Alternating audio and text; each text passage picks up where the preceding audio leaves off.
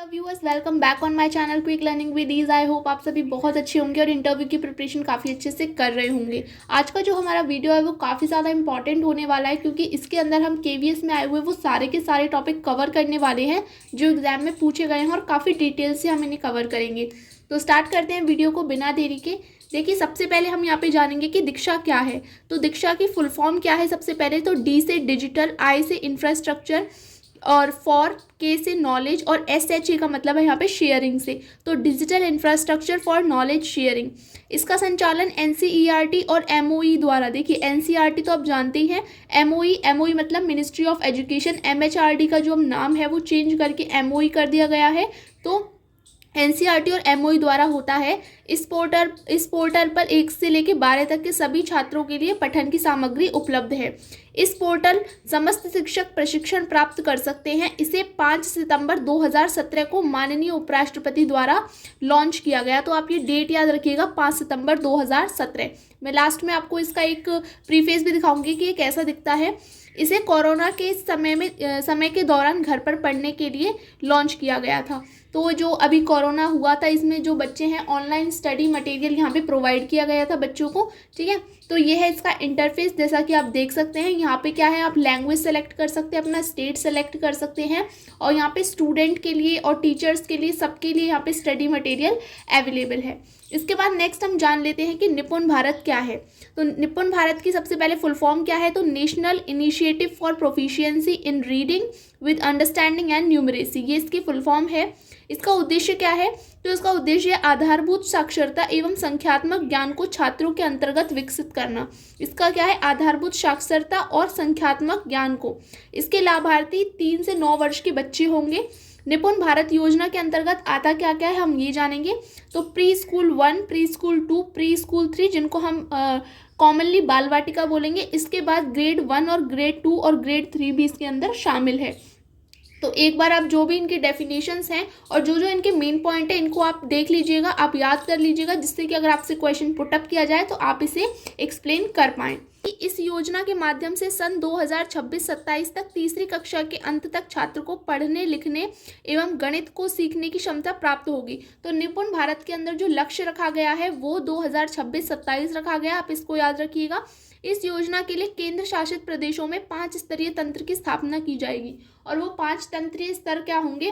राष्ट्रीय स्तर पे, जिला स्तर पे, ब्लॉक स्तर पे, स्कूली स्तर पे। इस तरह से क्या है, केंद्र शासित प्रदेशों में 5 स्तरीय तंत्र की स्थापना की जाएगी। इसके बाद हम जान लेते हैं कि स्मार्ट क्या है। तो इस एस से इसकी फुल फॉर्म पहले आप याद कर लीजिए। एस से स्पेसिफिक, एम से मेजरेबल, ए से अटेनेबल, आर से रेलेवेंट और टी से टाइम बेस्ड। मतलब क्या है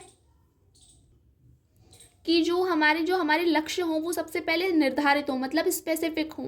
मेजरेबल मतलब उन लक्ष्यों को मापा जा सके, ऐसे हों।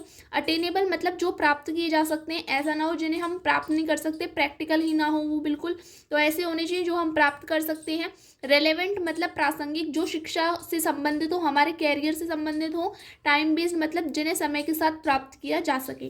तो ये है इसकी फुल फॉर्म, आप एक बार अच्छे से देख लीजिएगा। नेक्स्ट है मनोदर्पण क्या है।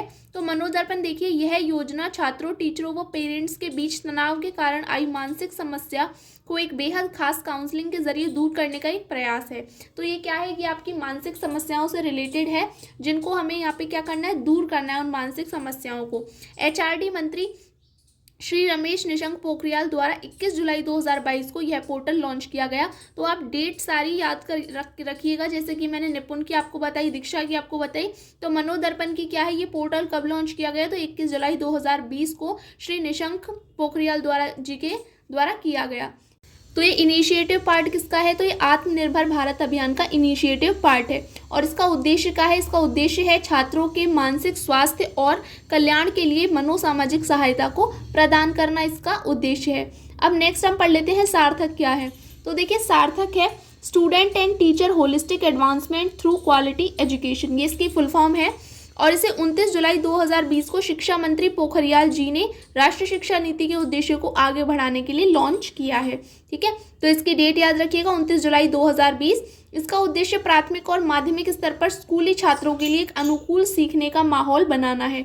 तो किस प्राथमिक और माध्यमिक स्तर पे क्या बनाना है, इनको सीखने का माहौल बनाना इनका उद्देश्य है।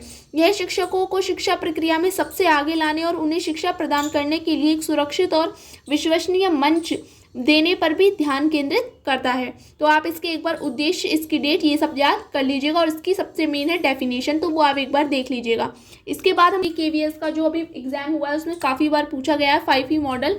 तो देखिए, शिक्षण का यह रचनावादी मॉडल शिक्षण अधिगम प्रक्रिया में शिक्षार्थियों को सक्रिय भागीदारी को सुनिश्चित करता है। ठीक है, तो बच्चों की जो रचनावादी ऐसा मॉडल है जिसके अंदर क्या है, बच्चों की जो भी भागीदारी होती है किसी प्रक्रिया के अंदर उसको एलेबोरेट करता है। तो 5E का मतलब क्या है, सबसे पहला एंगेज, फिर एक्सप्लोर, फिर एक्सप्लेन, फिर एलेबोरेट और फिर इवेलुएट। अब हम इसको एक एक करके जानेंगे कि क्या होता है। एंगेजमेंट क्या होता है, इसमें छात्र कक्षा में विभिन्न शिक्षार्थियों से जुड़े होते हैं। मतलब कि क्या है, एंगेज होते हैं वो किसी काम के अंदर या किसी प्रॉब्लम के अंदर सबसे पहले। फिर एक्सप्लोरेशन, मतलब इसमें छात्रों को घटना और सामग्री के साथ सीधे जुड़ने का अवसर मिलता है। अब ये क्या करते हैं, जो भी उनको प्रॉब्लम दी गई है उसको एक्सप्लोर करते हैं, उसको पूरा जानने की कोशिश करते हैं, उसका संश्लेषण विश्लेषण करते हैं। इसके बाद क्या करते हैं वो, एक्सप्लेनेशन।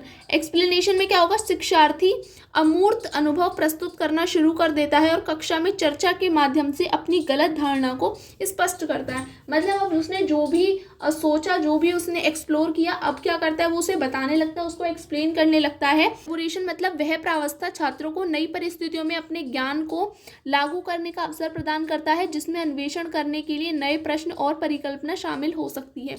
अब क्या करता है वो एलैबोरेट करता है, इसमें छात्र क्या करता है, अपना जो ज्ञान है उसको लागू करता है। ठीक है, और जो भी उसने एक्सप्लोर किया, जो भी उसने एलेबोरेट किया, वो सारा क्या करता है, अब उस ज्ञान को क्या करने लगता है, लागू करने लगता है।